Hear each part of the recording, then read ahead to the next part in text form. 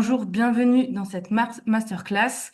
Donc aujourd'hui, nous allons parler des RTES et du financement de la transition par les collectivités territoriales.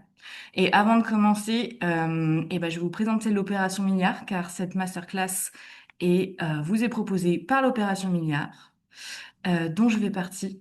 Euh, et donc l'opération Milliard, c'est une association qui a été créée il y a deux ans, en 2014, qui est composée d'acteurs et d'actrices de la transition juste. Notre objectif, c'est de créer du lien et des alliances pour rediriger les flux financiers, donc l'argent, et faire basculer des milliards d'euros vers ce qui compte vraiment. Et ce qui compte vraiment pour nous, c'est la transition juste et les organisations qui la portent. Et alors, comment on fait ça? Nous avons trois piliers d'action, trois axes principaux. Le premier, c'est rendre visibles les besoins de la transition juste, parce qu'en fait, les organisations de la transition juste, elles existent déjà, elles agissent déjà sur le terrain, sur leur territoire. Donc nous sommes là, l'opération Milliard, pour documenter, pour raconter, pour amplifier les besoins des organisations de la transition juste, et pour donner envie et pour inspirer d'autres à reproduire ou à se lancer dans d'autres projets de transition juste. Notre deuxième axe d'action, c'est de financer directement pour mettre en pratique. Donc, nous développons des outils de financement qui sont adaptés aux réalités des organisations de la transition juste pour montrer qu'ils sont viables, reproductibles et désirables dans ce système. Et donc notre troisième axe, c'est de transformer les pratiques des financeurs. Donc c'est notre objectif vraiment de déployer de nouvelles pratiques de financement qui sont adaptées aux organisations de la transition juste de les déployer auprès des financeurs pour qu'ils fassent évoluer leurs pratiques et de porter en parallèle des plaidoyers pour favoriser les changements des pratiques et des réglementations. Si vous avez des questions sur l'opération Milliard, n'hésitez pas à utiliser le chat et nous pourrons y répondre ensuite. Donc, sans plus attendre, je vous propose de démarrer cette masterclass avec notre première intervenante. Et donc, je vais appeler Anne-Laure Federici à commencer. Donc, Anne-Laure, je vous propose de vous présenter et de commencer. Et je peux passer les slides à votre convenance. Merci. Ok, merci beaucoup. Merci Alice. Alors, je ne sais pas du tout si vous connaissez un petit peu le RTES ou non. Bon, j'espère que ça va pas trop être une redite très rapidement. Anne-Laure Federici, pardon, je suis déléguée générale du réseau des collectivités territoriales pour une économie sociale et solidaire, donc le RTES.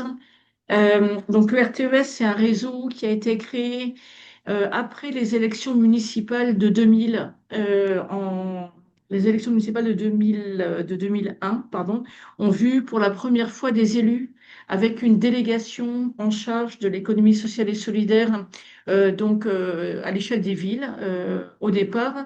Et quelques-uns de ces élus ont ressenti le besoin de créer un réseau autour de deux objectifs qui sont encore aujourd'hui au cœur des missions du RTES. La première raison pour laquelle ces élus ont souhaité créer ce réseau, c'est de pouvoir partager les pratiques, hein, partager ce que les uns et les autres faisaient dans leurs différents territoires, hein, pour éviter de réinventer tiède chacun de son côté, et pour pouvoir aussi s'accompagner mutuellement. À une époque, hein, on est donc en 2001, où l'économie sociale et solidaire était beaucoup moins reconnue. Donc un espace d'échange de pratiques et d'accompagnement entre collectivités. Et puis la deuxième raison de création du RTES, c'est d'être un espace de plaidoyer pour faire avancer la place de l'économie sociale et solidaire dans les politiques publiques à tous les échelons, depuis l'échelon très local de la petite commune jusqu'à l'échelon de l'Europe, hein, puisque le RTES a également des actions à l'échelle européenne, hein. Aujourd'hui, le RTES, donc c'est un réseau de collectivités.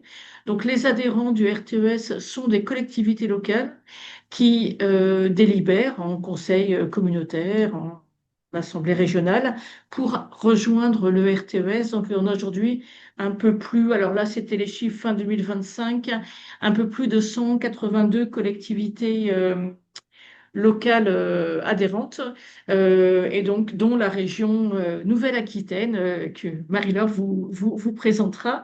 Donc on a 8 conseils régionaux, des départements, des métropoles, des intercommunalités et des communes, puisque donc tous les niveaux de collectivités locales ont des leviers, des possibilités d'action pour favoriser le développement de l'économie sociale et solidaire sur son territoire, hein.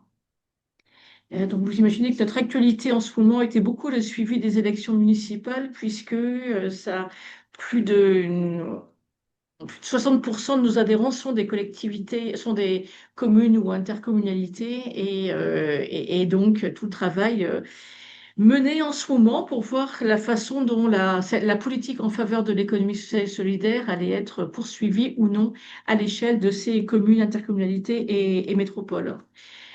Donc le RTES, donc il y a beaucoup d'écho avec la présentation qui a été faite de l'opération Milliard, puisque donc le RTES a été créé autour de deux convictions. La première, c'est que, alors, on parle d'économie sociale et solidaire, mais voilà, je pense que les liens avec la transition juste sont évidents pour tout le monde. Donc, la première conviction, qui réunit ces collectivités, c'est que l'économie solidaire est une réponse au développement des territoires. Et la deuxième conviction, vous avez parlé d'alliance entre différents acteurs. On parle plus traditionnellement de coopération entre collectivités et acteurs, et entre acteurs, et c'est une condition pour le développement d'une économie plus solidaire. Donc, ces deux convictions qui sont dans l'ADN du RTES, pour développer donc ces actions, donc à la fois un espace d'échange et de ressources. Donc le RTES organise très concrètement des journées d'échange, des webinaires, anime également des clubs à l'échelle des régions, des clubs qui sont co-animés avec les chambres régionales de l'économie sociale et solidaire, les CRES. Donc on co-anime à l'échelle de 8 régions aujourd'hui.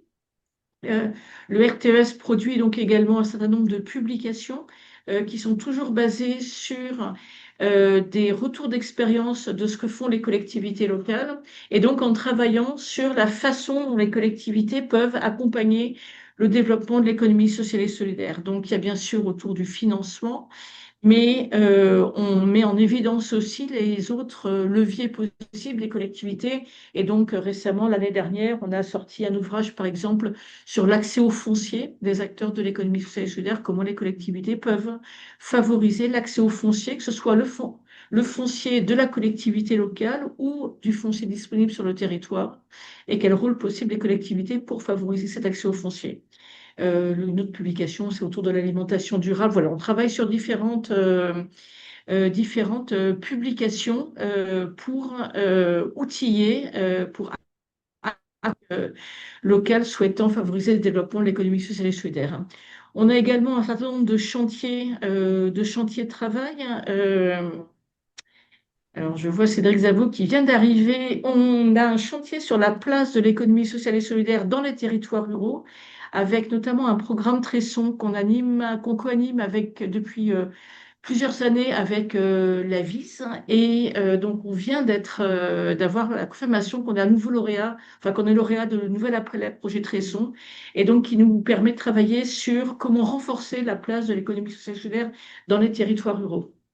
On travaille également beaucoup sur la question de la coopération économique territoriale, et donc notamment avec les pôles territoriaux de coopération économique, qui est une initiative qui a été impulsée il y a en 2009 par un certain nombre d'acteurs, dont des élus du RTES. Et donc aujourd'hui, on participe à l'animation nationale des pôles territoriaux de coopération économique. Et puis le RTES apporte également un appui conseil juridique auprès des collectivités adhérentes autour de toutes les questions donc oui, donc on a au sein du RTES une personne en charge, un expert juridique en charge de l'appui conseil auprès des collectivités sur toutes les questions juridiques qui ont trait aux relations entre collectivités et acteurs d'intérêt général. Et et donc notamment autour de la question des sociétés coopératives intercollectives, qui est un sujet d'intérêt pour nombre de collectivités et pour lequel il n'y a pas de réponse, enfin il y a peu de réponses puisque ça nécessite d'avoir à la fois des compétences de droit public et de droit coopératif. Et voilà, donc ça fait partie des ressources qu'on propose aux collectivités et à leurs acteurs. Et aux acteurs avec lesquels les collectivités travaillent. On a également donc un site, une newsletter, une flash hebdo, comme tous les réseaux. Et puis, un des chantiers sur lequel on travaille aujourd'hui, parce que ça fait écho au rapport qui a été publié par l'opération Milliard la semaine dernière sur la mesure de la valeur ajoutée, de la valeur sociale, c'est quelle approche territoriale de l'évaluation de l'utilité, de l'impact social et quel rôle des collectivités locales. Voilà, donc cet espace d'échange ressources, on a la plupart des ressources qui sont disponibles en ligne, hein, sur le site du RTES. Donc le RTE, c'est également un espace de plaidoyer, comme indiqué tout à l'heure. Et donc voilà un espace plaidoyer pour également porter la voix des collectivités locales adhérentes. Et notre actualité est la réalisation d'un kit à l'occasion des élections municipales que vous avez ici, donc qui est un kit qui a été réalisé à la demande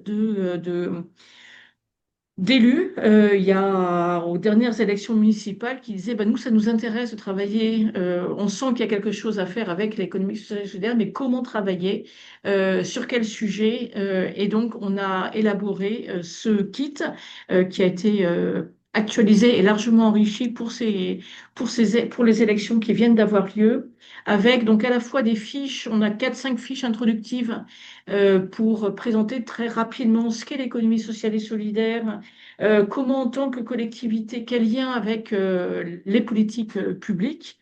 Et puis, donc, on a également des fiches thématiques sur les croisements entre l'économie sociale et solidaire et les différentes politiques thématiques. Donc, par exemple, la mobilité, quelles initiatives de l'économie sociale et solidaire peuvent aider au développement, à la mise en place d'une politique de mobilité.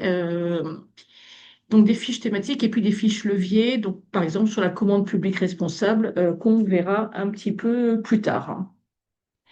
Et puis je terminerai juste parce que on m'avait demandé de faire un panorama, enfin très rapide, sur les compétences des collectivités, parce que donc ce kit municipal, il a été réalisé pour ces élections et avec donc une des fiches qui présente un schéma qui présente un peu les croisements entre les compétences du bloc communal et les contributions possibles des acteurs de l'économie sociale et solidaire. Donc, c'est la diapo suivante normalement, dont l'idée était d'illustrer assez concrètement comment on peut croiser. Voilà. D'accord. Voilà, Je donc passe tous ces encore la carte? documents, hein, sont en ligne sur le site du RTS, voilà, parfait. Donc autour des compétences, action sociale et santé, transport et mobilité, culture, éducation, emploi et insertion professionnelle, politique de la ville, etc. Donc en sachant, et donc on a réalisé ce même kit à l'occasion des élections régionales il y a quelques années et des élections départementales et donc en adaptant, entre guillemets, le contenu du kit et ce schéma aux compétences des collectivités, parce que c'est un point qui est important d'avoir en tête quand on travaille avec les collectivités, c'est que les collectivités peuvent intervenir selon leurs compétences. Et donc, on a essayé de traduire de façon accessible les compétences des collectivités qui peuvent être mobilisées pour le soutien à l'économie sociale et solidaire. Voilà donc pour le bloc communal. Et puis très très rapidement, mais bon, je pense que que vous connaissez sans doute. Enfin, la commune, c'est le seul niveau de collectivité qui a une clause générale de compétences, hein. Les autres niveaux de collectivité ont des compétences qui sont définies.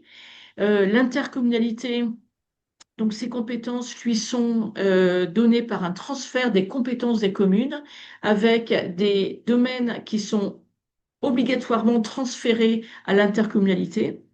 et des domaines qui sont facultativement transférés à l'intercommunalité. Donc, selon les intercommunalités, il y a plus ou moins de compétences qui ont été transférées par la commune à l'intercommunalité.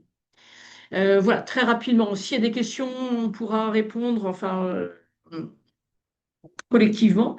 La région, très rapidement, donc la religion a au cœur de ses compétences la question du développement économique, de l'aménagement du territoire. Et donc voilà, donc là aussi, ce petit schéma pour illustrer comment l'ESS peut contribuer aux différentes compétences des régions. Et puis, on a fait la même chose pour les départements. Autour, donc les départements, donc la collectivité des solidarités humaines et territoriales, ce que revendiquent les conseils départementaux, qui ne peuvent pas faire d'aide directe aux entreprises, entreprises au sens large, aux structures qui ont une activité économique, mais qui peuvent soutenir, donc ce qui a été détaillé dans le kit, sous différentes formes des acteurs de l'économie sociale et solidaire en lien avec leurs compétences ou bénéficiant à un public cible du département. Et avec deux points, des compétences qui sont partagées entre tous les niveaux de collectivités locales et un levier qui est également transversal à toutes les collectivités, c'est la commande publique dont on redira un mot tout à l'heure. Voilà, je pense qu'on fera un zoom sur la commande publique tout à l'heure. Ça marche. Merci beaucoup, Anne-Laure. Si vous avez terminé votre présentation, peut-être que nous pouvons prendre 5 minutes pour répondre aux premières questions s'il y en a. N'hésitez pas à partager dans le chat dans les prochaines secondes. Et s'il n'y en a pas, je vais appeler notre deuxième invité. Je parle lentement pour vous laisser l'opportunité d'écrire dans le chat. Et s'il n'y a pas de questions tout de suite, on les garde pour la fin. Si quelque chose vous vient, n'hésitez pas à noter vos questions dans le chat. On y reviendra, on aura un temps à la fin. Et donc, en attendant, j'appelle Marie-Laure Cuvelier à intervenir pour une deuxième partie de cette masterclass. Marie-Laure, je vous laisse la parole et je vous laisse vous présenter. Et je suis là pour passer vos slides également. Merci Alice. Merci Alice, merci Anne-Laure pour tout ce que tu as déjà raconté. Donc, de mon côté, je suis conseillère régionale de Nouvelle-Aquitaine, déléguée à l'économie sociale et solidaire et à l'ouverture de l'action régionale, qui est une mauvaise traduction de Open Democracy et qui concerne donc toutes les démarches participatives. C'est pas vraiment l'objet du propos aujourd'hui, néanmoins, ça infuse quand même pas mal dans le secteur de l'économie sociale et solidaire. Donc moi, je viens de la société civile, c'est mon premier mandat, même si ça fait déjà 5 ans. Avant ça, je m'occupais de France Tiers-Lieux, que j'ai cofondé. Et avant ça, je suis une praticienne de l'économie sociale et solidaire. J'ai découvert l'ESS dans une CAE, une coopérative d'entrepreneurs, en 2009, où j'ai monté mon activité. Et en 2014, j'en suis sortie pour créer ma propre coopérative, une SIC, Société coopérative d'intérêt collectif, qui s'appelle la coopérative Tiers-Lieux, qui existe toujours et qui est le réseau régional des tiers-lieux de Nouvelle-Aquitaine. Voilà, c'est comme ça que je suis venue, que je suis arrivée en politique, en fait, sans l'avoir prémédité, mais en montant, en dirigeant des assos et des coopératives. Donc, le thème de ce webinaire, c'est le financement de la transition par les collectivités territoriales. Donc, Anne-Laure a déjà bien dégrossi le sujet d'un point de vue technique avec les différents échelons. C'est vrai que quand on est porteur de projet, c'est pas toujours évident de s'y retrouver. Personnellement, quand j'ai monté mon premier tiers-lieu en 2010, je ne savais même pas qu'on pouvait demander de l'argent public à des collectivités. J'ai fait ça dans mon coin avec une association, avec des compères et des complices, mais sans savoir qu'on pouvait demander de l'argent public. Donc voilà, parfois la route est longue pour comprendre un peu comment fonctionnent tous ces échelons-là, ce fameux millefeuille territorial. Je l'appelle millefeuille, mais c'est pas péjoratif et je pense que c'est important qu'il y ait ce millefeuille, en l'occurrence. Pour ce qui est de la région, donc elle a la compétence économique, ce qui fait qu'elle pilote les aides aux entreprises. Et donc nous, en Nouvelle-Aquitaine, on a une feuille de route qui s'appelle Néoterra et qui est un peu notre feuille de route générale où, alors pour faire vite, c'est au lendemain du premier rapport du GIEC, notre président Alain Rousset, qui était déjà président à l'époque, a sollicité une cohorte de 400 chercheurs pour leur demander de traduire le rapport du GIEC au niveau de la Nouvelle-Aquitaine, c'est-à-dire de comprendre quel serait l'impact du réchauffement climatique sur notre région pour ensuite pouvoir adapter l'ensemble de nos politiques publiques à cette réalité-là. Euh, donc vraiment d'anticiper au maximum. Et c'est donc ce qui a donné cette feuille de route Néoterra, sur laquelle on est depuis une dizaine d'années, et à l'intérieur de laquelle il y a l'ensemble de nos politiques publiques, dont la politique économie sociale et solidaire, qui joue un petit peu un rôle d'aiguillon dans cette politique générale Néoterra, un peu comme un laboratoire des transitions.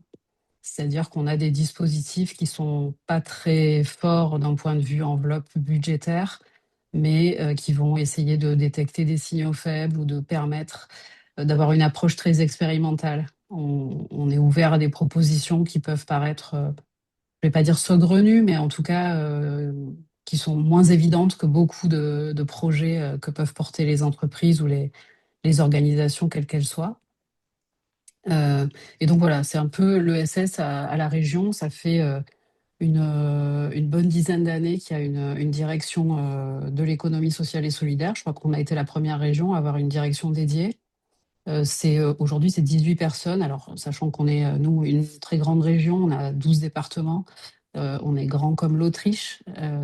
Et donc, on a des chargés de mission dans chaque département pour relayer nos politiques et être au plus près vraiment des acteurs et du terrain. Donc peut-être, si vous avancez, je vais dire quelques mots sur la façon dont notre politique, notre stratégie régionale de l'ESS, elle est pensée. En gros, pour la faire courte et claire, on est parti de la vie de l'entreprise. Donc on intervient à chaque étape du parcours d'une entreprise ou d'une organisation de l'économie sociale et solidaire. Donc, avec cette démarche autour des étapes différentes de leur cycle de vie, on s'intéresse évidemment de façon soutenue à tout l'écosystème d'accompagnement, donc tout ce qui est tête de réseau, la CRES en tête, mais on a l'INAE pour ce qui concerne l'insertion par l'activité économique, on a la coopérative tiers-lieux sur la question des tiers-lieux, on a évidemment France Active pour le soutien financier aux structures.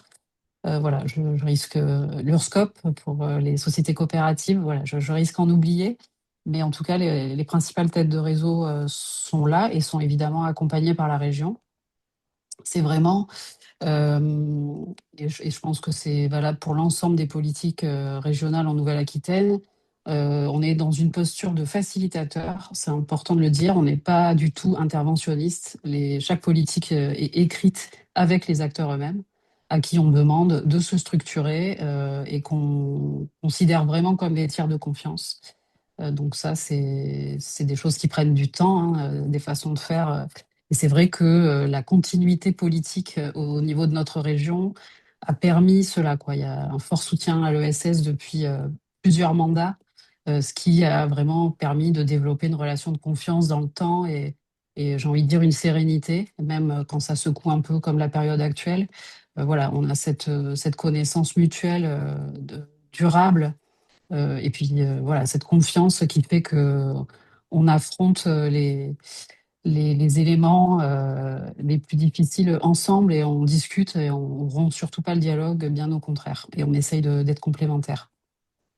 Et puis donc autour quand même d'une dynamique générale de soutien aux coopérations entre les acteurs, on essaye vraiment d'insuffler à travers les dispositifs qu'on propose, cette envie de faire des trucs ensemble entre les différentes typologies d'acteurs, évidemment de l'ESS, mais aussi avec les universités, par exemple, ou les entreprises conventionnelles.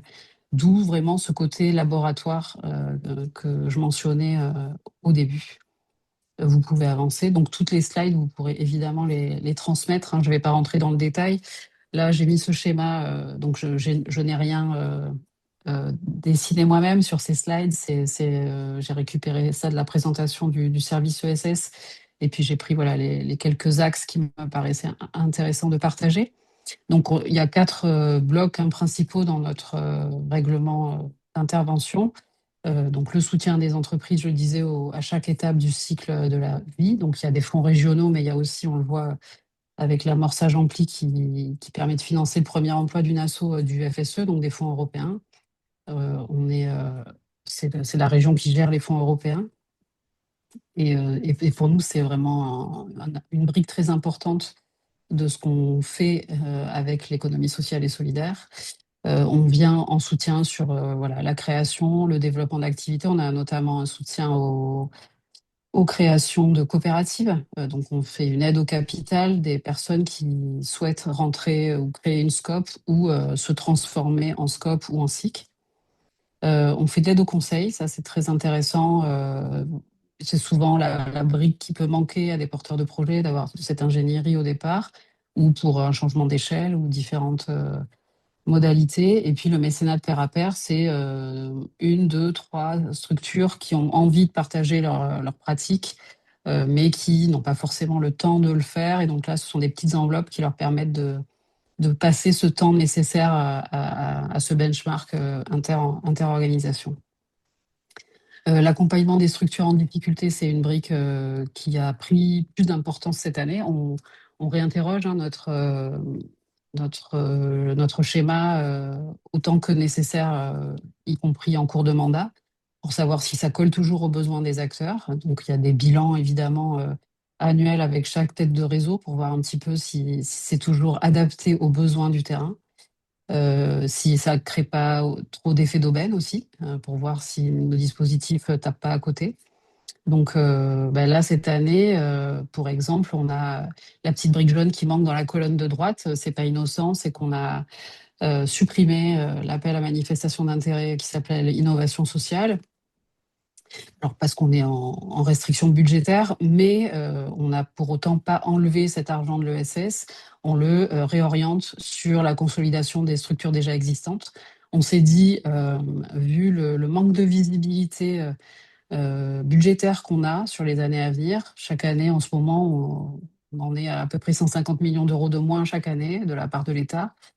Donc, plutôt que à chaque fois susciter de nouvelles initiatives de la part des porteurs de projets dont on ne sait pas si on pourra les accompagner dans le temps. Donc, si c'est simplement leur filer une petite enveloppe pour les envoyer au casse-pipe dans 2 ans, je trouve que c'est pas notre rôle. Donc, voilà, on a préféré suspendre l'appel à manifestation d'intérêt sur l'innovation sociale pour réfléchir cette enveloppe-là plutôt sur de la consolidation, sur augmenter justement le budget alloué aux créations coopératives, puisqu'on sait que le modèle coopératif est plus solide que les entreprises conventionnelles. Il y a un taux de survie qui est nettement supérieur.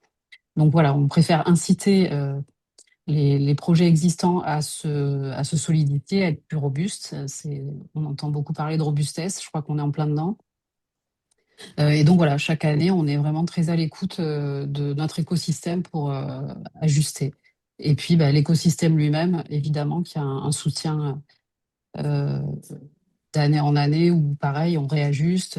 Et puis j'y reviendrai tout à l'heure, mais on a aussi, depuis janvier, on est président du GSEF, donc qui est le Global Social Economy Forum, qui a donné lieu à un forum mondial de l'ESS qui a eu lieu à Bordeaux en octobre dernier, qui était vraiment une grosse étape pour nous. Et quelque part, j'ai envie de dire ici que on a une politique volontariste sur la question. Je pense que la France aujourd'hui est un mauvais élève en matière de SS à l'échelle européenne. On aurait tout intérêt à s'inspirer de ce que fait l'Espagne, où le SS a une vraie place au sein du gouvernement. C'est la ministre du Travail, Yolanda Díaz, qui vient de porter une nouvelle loi autour de l'ESS qui reconnaît vraiment cette économie à sa juste valeur. Et donc, nous, c'est un peu parce que on considère que l'État ne fait pas assez sur la question que on essaye d'avoir une politique plus volontariste d'être au plus près des acteurs, mais évidemment dans la mesure de nos moyens. Tu peux avancer. Un petit focus. Alors ça, c'est pour montrer un peu comment on réfléchit nos politiques, mais je vais vraiment le passer rapidement. C'est pour dire qu'on ne fait rien tout seul et dans les outils complémentaires, on va vraiment chercher la complémentarité avec ce qui existe de la part des autres têtes de réseau, de la part du DLA par exemple, d'ingénierie. On vient compléter le DLA quand il n'est pas assez fort. Enfin, on construit vraiment les choses de façon systémique, en fait. On n'est pas tout seul à dire, bon, ben, nous, la région, on fait ça, puis les autres, on s'en moque. On travaille vraiment avec l'ensemble des acteurs au bénéfice du terrain, quoi. Tu peux avancer. Je faisais un petit focus, je regarde combien de temps il me reste, pas longtemps.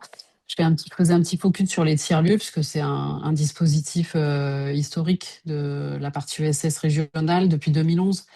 On a lancé ce dispositif et c'est d'ailleurs la raison pour laquelle on a vraiment un maillage territorial assez pointu. On a fait 250 tiers-lieux dans les faits, il y en a plus, il y en a au moins une centaine de plus, mais qui correspondent pas forcément à nous, ce qu'on appellerait tiers-lieux en matière de gouvernance démocratique notamment. Donc ça ne veut pas dire que ceux qui apparaissent pas sont pas bien, mais ils ont des modalités de gouvernance qui font qu'ils ils sont pas, par exemple, ils n'ont pas un accueil inconditionnel ou quoi, donc nous, on ne peut pas les reconnaître en tant que tiers-lieux. Mais en tout cas, voilà, on peut voir sur la carte qu'il reste assez peu de zones blanches. Et donc ça, c'est un dispositif qui est assez léger, qui permet soit d'accompagner des créations de tiers-lieux dans les zones blanches, donc celles où il n'y en a pas à moins de 20 minutes en voiture, soit d'accompagner le développement pour que les tiers-lieux existants viennent imaginer de la diversification d'activités, par exemple. On peut passer à la suivante. Voilà, et donc là, c'est pour dire qu'on a, comme chaque dispositif comporte à l'ESS, on a revu notre copie l'année dernière pour le nouvel AMI de Firlieu, donc appel à manifestation d'intérêt, justement pour voir un petit peu s'il était toujours cohérent avec le type de demande qu'on reçoit. Et donc là, on a fait le choix d'orienter en priorité sur 5 domaines, donc notamment la formation, l'emploi, la production artisanale, l'alimentation. Voilà, ça peut faire écho aussi à des projets alimentaires de territoire. Enfin, on essaye toujours de chercher la complémentarité avec d'autres politiques publiques aussi, pour nous être là finalement au démarrage, au moment de l'idée, quand il y a le signal faible, et puis ensuite, quand on accompagne nous sur ces phases, on permet à ces porteurs de projets d'aller solliciter d'autres dispositifs de droit commun au sein de nos autres directions, donc agriculture, santé. Voilà, on essaye vraiment de travailler en transversalité et c'est vrai que l'ESS est un domaine qui est assez facilitant pour travailler en transversalité puisqu'on a dans notre ADN la coopération. Voilà, pour pas être plus longue, je voudrais simplement dire que on est au conseil d'administration du RTES, adhérent de longue date et très heureux d'y être. C'est le RTES pour une collectivité. Déjà, c'est un endroit qui est super dynamique. Anne-Laure a raconté l'ensemble des ressources qu'ils mettent à disposition. Ils ne les sortent pas du chapeau. C'est vraiment le travail des adhérents et les sollicitations précises qu'on peut faire en disant il nous faudrait vraiment de quoi nous nourrir sur le volet alimentation territoriale. Donc voilà, il y a pas mal de collectivités qui ont déjà fait des choses. C'est un peu un benchmark permanent. Il y a aussi des webinaires pour se faire une culture sur tel ou tel sujet.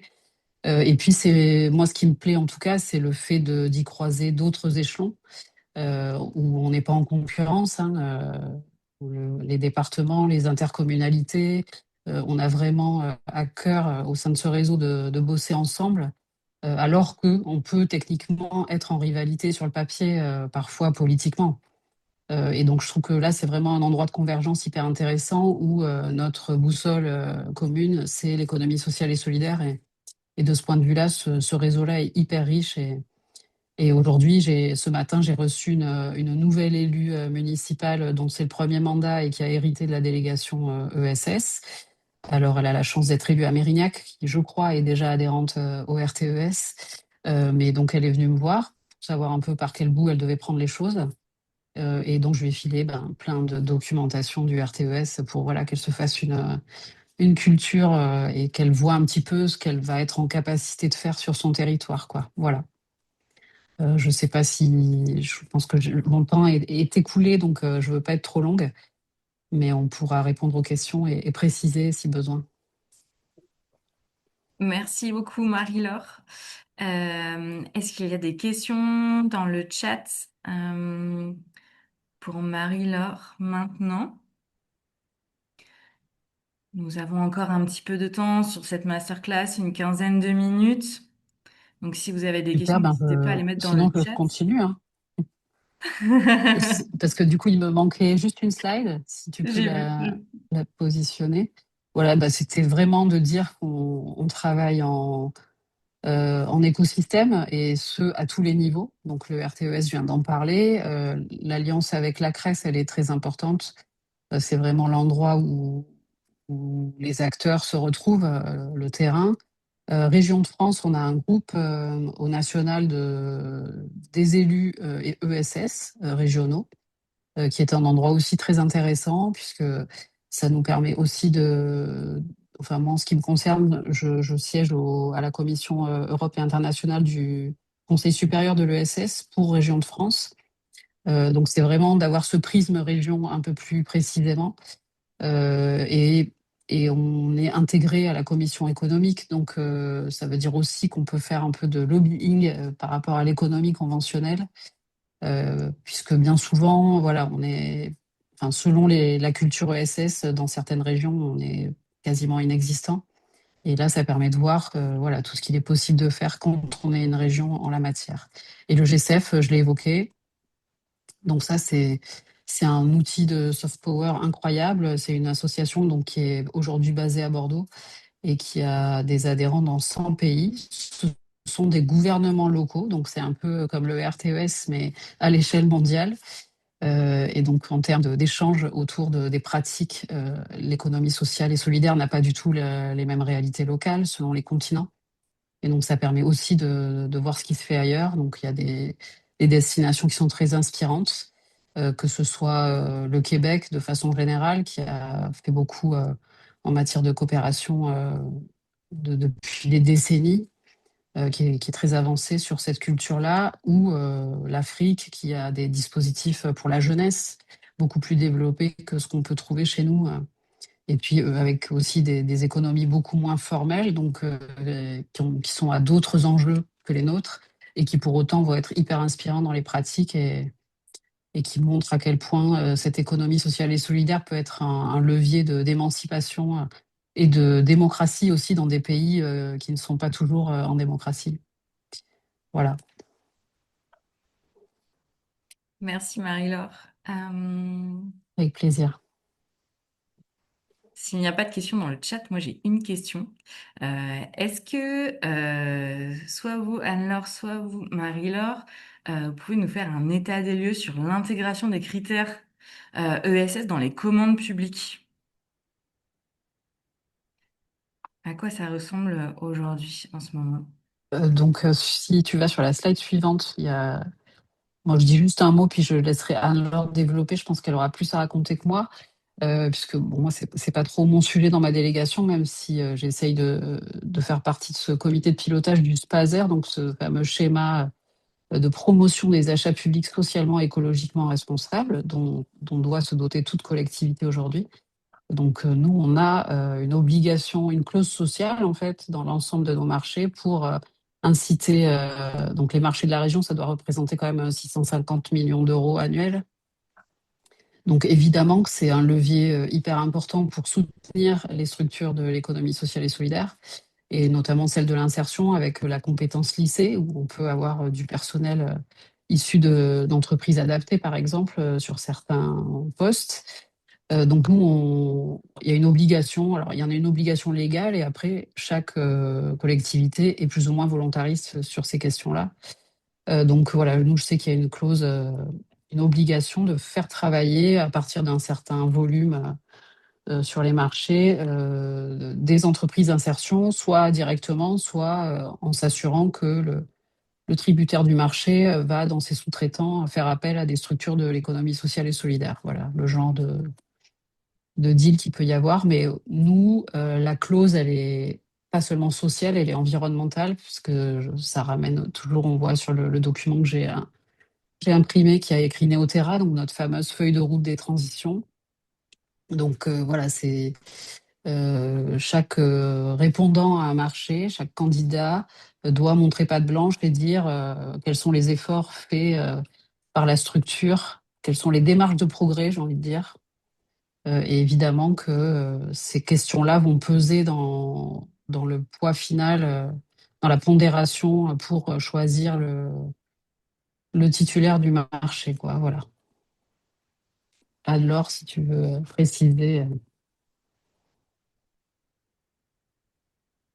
Oui, merci. Peut-être oui. Alors, le SPASER que tu évoquais, donc le schéma de promotion des achats socialement, écologiquement responsables, ils sont effectivement obligatoires pour toutes les collectivités qui ont plus de 50 millions d'euros d'achats par an. Ce SPASER, il a été créé, il date de la loi sur l'économie sociale et solidaire de 2014. Et c'est un élément important parce que ça rappelle le lien important entre l'économie sociale et solidaire et les achats socialement et écologiquement responsables.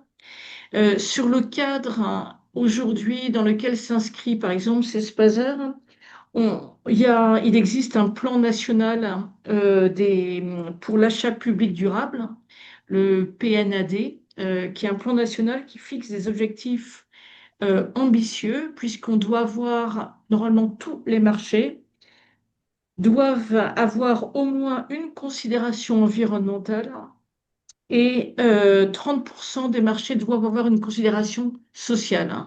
Donc aujourd'hui, cette inscription de considération, donc c'est pas forcément des clauses, mais plus largement des considérations, sont obligatoires pour les marchés. Peut-être juste, il y a une diapo avec la synthèse des principales dispositions qui existent aujourd'hui dans le Code des marchés publics, puisque le Code des marchés publics, depuis quelques années, permet et rend obligatoire parfois ces inscriptions. Donc, c'était voilà, cette diapo, merci. Donc, les principales dispositions qui existent. Donc, on peut intégrer dans les conditions d'exécution du marché, donc dans la façon de faire le marché lui-même, des considérations sociales ou environnementales, et on peut également les intégrer dans les critères d'attribution. Donc, dans le système de notation des marchés publics, ces considérations sociales ou environnementales.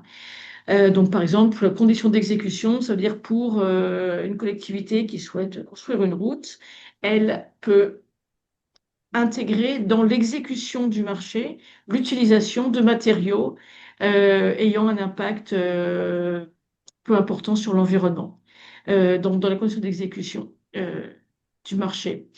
C'est également possible pour les acheteurs, donc pour les acheteurs publics, d'utiliser des labels.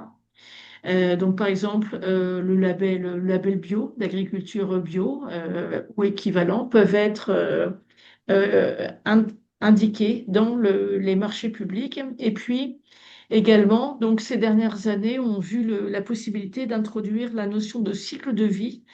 Donc, c'est-à-dire de prendre en compte l'impact social ou environnemental, pas simplement du produit lui-même, mais depuis la conception du produit jusqu'à son élimination. Et donc là, c'est vraiment des leviers qui sont importants pour les collectivités pour pouvoir introduire dans les marchés publics qu'elles passent ces dimensions sociales ou environnementales. On a également la possibilité de faire des marchés réservés, donc des marchés réservés ou aux structures d'insertion par l'activité économique.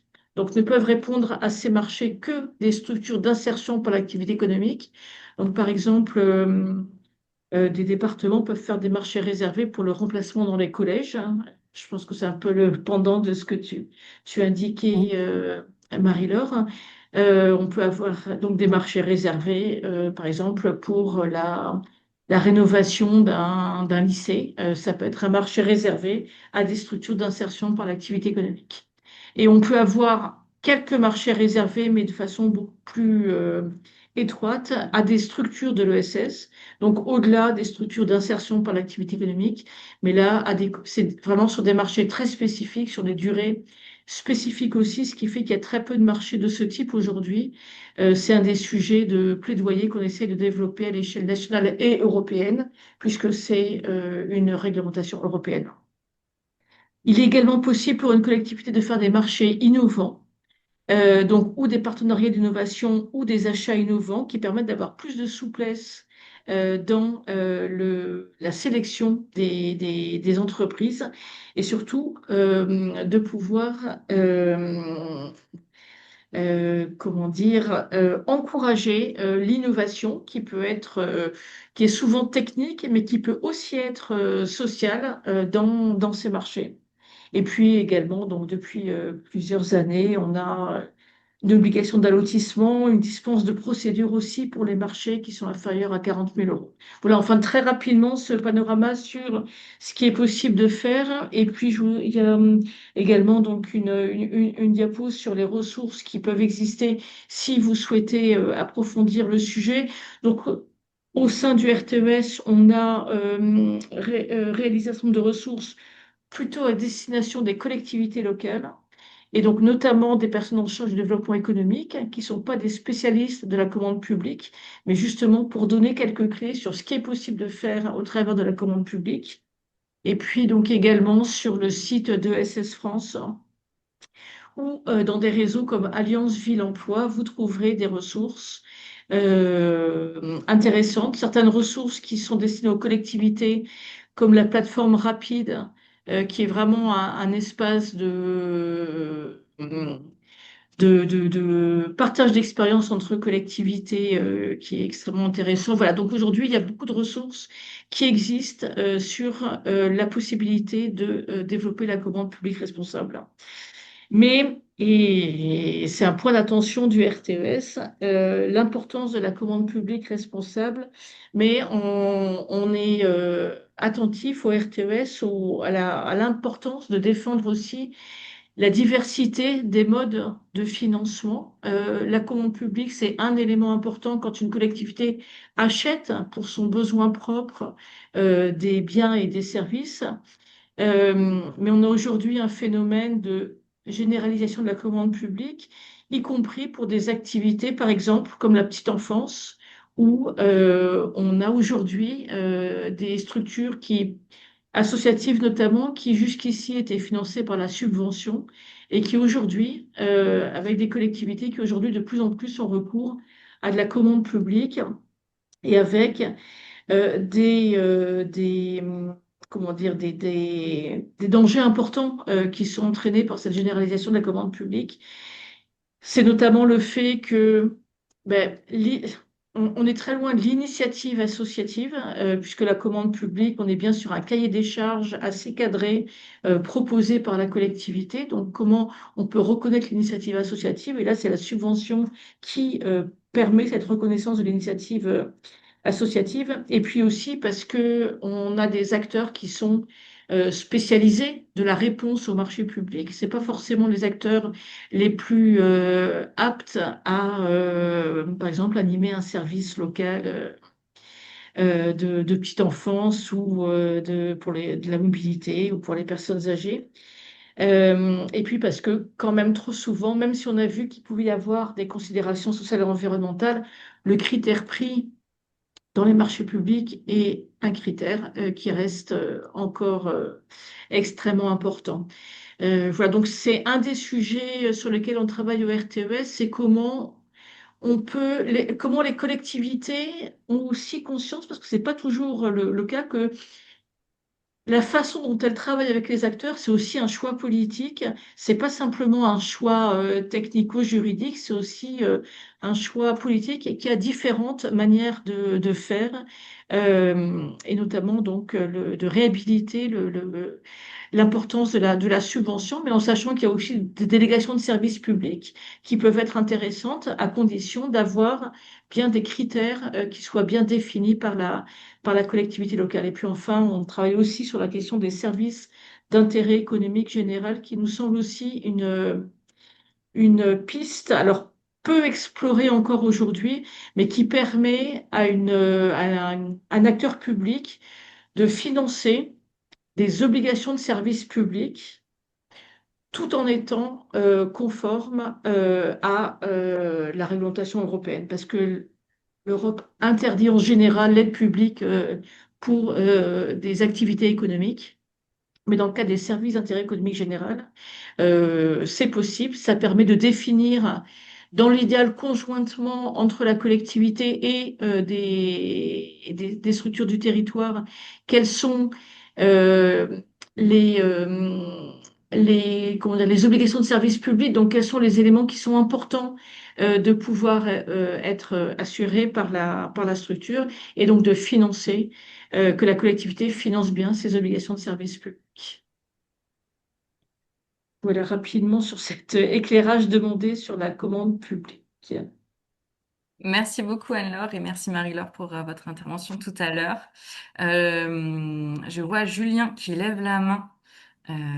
Julien, est-ce que tu veux intervenir? Est-ce que tu as une question? Oui, j'avais une question, mais qui est dans la suite de la commande publique.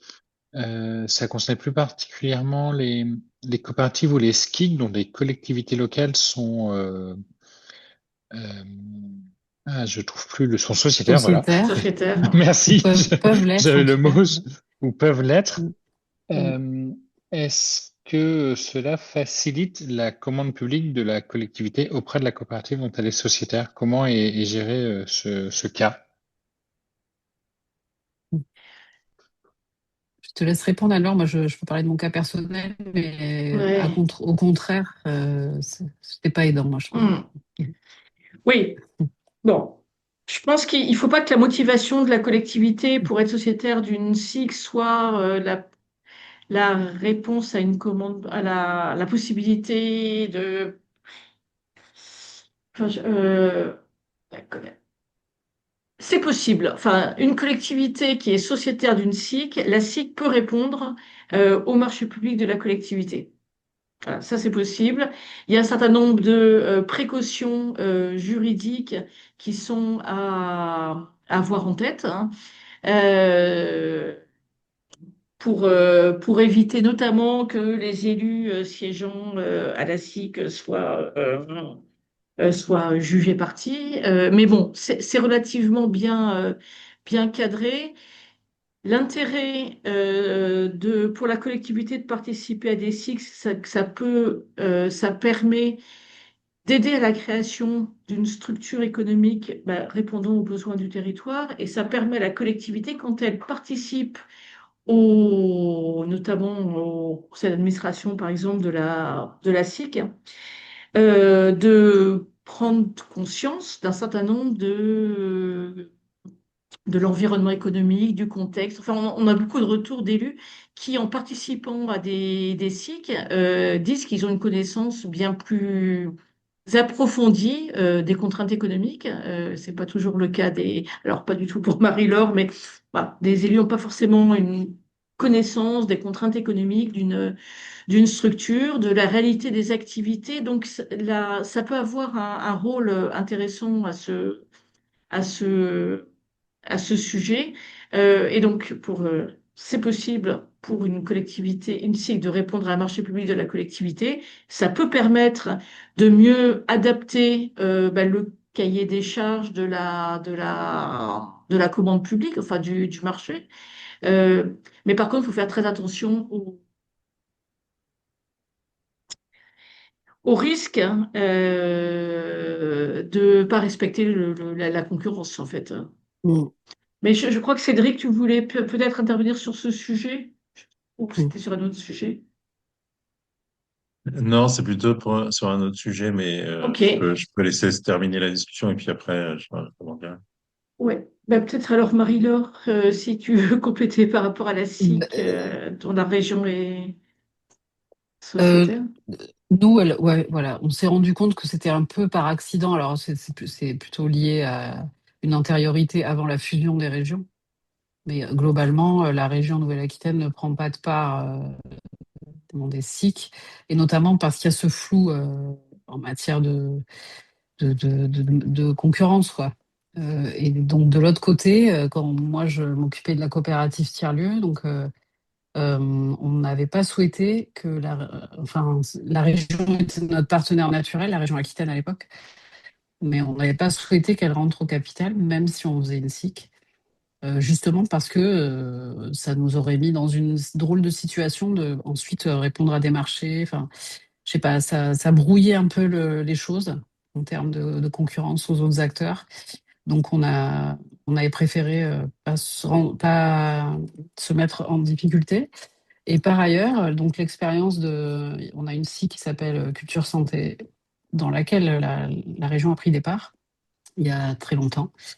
Et le retour que m'ont fait les dirigeants de cette structure, c'est que entre la volonté politique de faire partie du projet et le technicien ou la technicienne qui va venir siéger dans les instances, c'est complètement différent en fait. La personne se vit comme un financeur potentiel, mais elle n'est pas forcément dans le projet politique de la SIC. Et donc, en tout cas, ça avait créé une déception sur ce projet en particulier. Il faudrait que je les réinterroge peut-être presque 10 ans plus tard pour savoir s'ils ont changé d'avis et si les choses sont différentes. Mais voilà, donc c'est pas forcément D'accord. évident. Mais alors Peut-être, là, sur ce sujet, c'est des pratiques qui sont très différentes parce que, enfin, en tout cas, nous, ce qu'on a pu voir, c'est que pour beaucoup de collectivités, c'est plutôt l'élu qui siège qui siège à la SIC. voilà, Et alors, ce qui pose d'autres problèmes, hein, mais je pense que là, le des problème, c'est pratiques. plutôt la question de l'échelon territorial. Ouais. Euh, j'ai effectivement vu le cas, y compris dans des tiers-lieux, mais alors plutôt à l'échelle communale, où là, ça fait déjà, la SIC, ça fait beaucoup plus sens pour la collectivité d'être au sein de la gouvernance. Et effectivement, il y avait une question de commande publique, mais là-dessus, je pense il y a quand même un flou encore juridiquement. En tout cas, c'est pas évident de ne pas être dans des manœuvres anticoncurrentielles, quoi. Il me semble, mais j'ai pas creusé le sujet jusqu'au Ouais, bout. Donc, alors, on a une FAQ sur le site du RTES et voilà, je sais que notre chargé de mission appui conseil juridique a été sollicité à plusieurs reprises pour un avis sur le sujet. Il y a un certain nombre vraiment de points importants à prendre en compte. Par contre, il y a des points qui ont été éclaircis récemment. Euh, Notamment la loi 3D, comment dire, enfin, alignant entre guillemets le statut SIC sur le statut d'établissements publics locaux. Mais là-dessus, vous aurez, enfin, sur le site, et s'il y a une question précise là-dessus, n'hésitez pas à m'envoyer un petit mail que je transférerai à mon collègue qui pourra apporter une réponse bien plus précise que la mienne. Non, c'était plutôt de la culture G et en gros, la réponse me dit ce que je comprends, c'est qu'il n'y a pas de différence avec des sociétés non coopératives quand les collectivités locales y participent, c'est qu'il y a la même scission entre le rôle d'actionnaire ou de mm, sociétaire et d'acheteur. mm, je pense. Merci. Avec Merci plaisir. beaucoup. Cédric, vous aviez une question ou un commentaire? Oui, moi, ce qui m'intéresse à ce stade, et merci pour les deux exposés là, mais c'est en fait comment est-ce que vous voyez la mécanique enfin les filons de la massification, notamment sur les collectivités que moi j'ai accompagnées là pendant une quinzaine d'années chez les maires ruraux, sur la question de parce que là on voit la discussion précédente, on voit que c'est une complexité importante, des choses comme ça, qu'à l'inverse, tous les outils existent, mais comment est-ce qu'on arrive à ce que euh, tous ceux qui peuvent se poser ce type de questions, à un moment donné, puissent y avoir réellement accès? On voit que la question, moi, enfin, parce que j'ai beaucoup travaillé sur la question de l'ingénierie temporaire qui permet à des collectivités, par exemple rurales, qui auraient un beau sujet, type tiers-lieu ou d'autres, d'avoir une montée en compétences le temps nécessaire pour pouvoir finalement utiliser ce type de solution. quel est votre regard là sur le temps un peu long, parce que c'est quand même des outils qui sont pas si nouveaux que ça, l'évolution, et puis comment est-ce que à partir de l'exercice là, du renouvellement des conseils municipaux, le fait qu'il y ait des nouveaux élus qui ont sans doute une autre culture, etc. Est-ce que vous y voyez des sources d'espoir ou de freins sur notamment cette mécanique un petit peu de rendre accessibles tous ces outils, parce que bon, les guides, tout ça, on en a beaucoup, mais la question, à un moment donné, voilà, dans une équipe municipale d'un village où il y a 15 conseillers municipaux, la probabilité qu'il y ait un spécialiste des SIC, elle n'est pas forcément énorme, alors que potentiellement, c'est une vraie bonne solution, quoi. Oui, bah, je pense qu'il y a les instances, la CGSCOP, enfin, je sais plus comment elle s'appelle maintenant, mais la Confédération des coopératives, quoi, qui est un bon outil. Après, tout le monde ne les connaît pas. Je pense que notre point faible, de façon globale, c'est le manque de culture coopérative qu'il y a chez nous.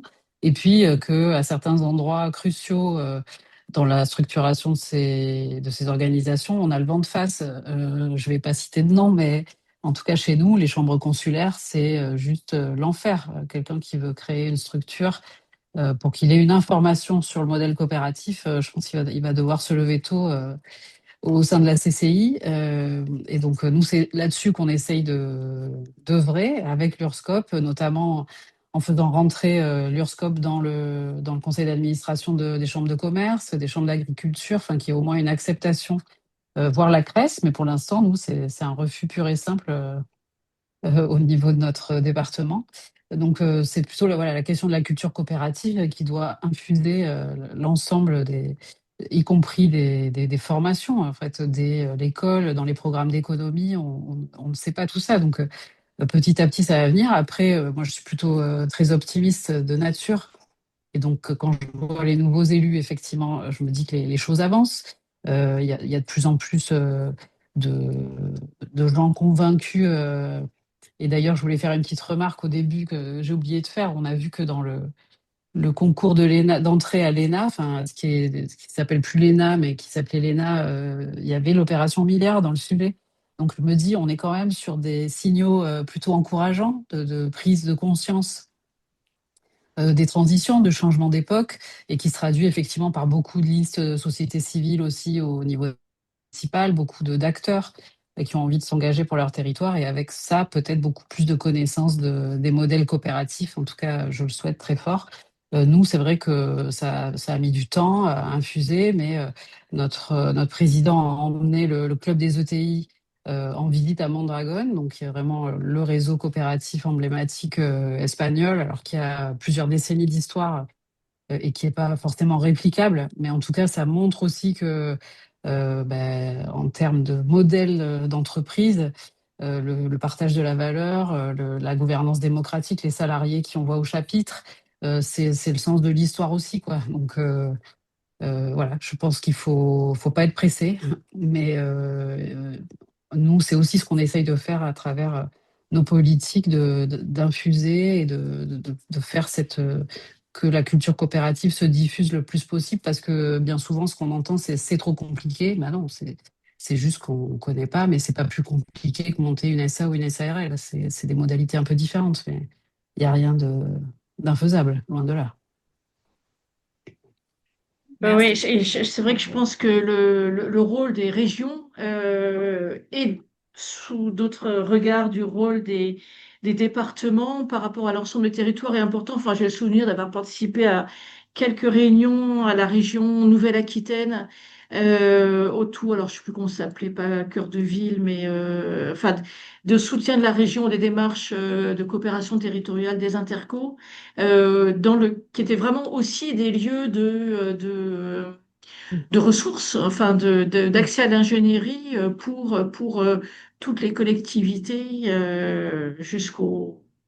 voilà, jusqu'aux plus petites. Enfin, je pense que chaque niveau de collectivité a aussi un rôle de diffuser, faire connaître ce qui peut se faire.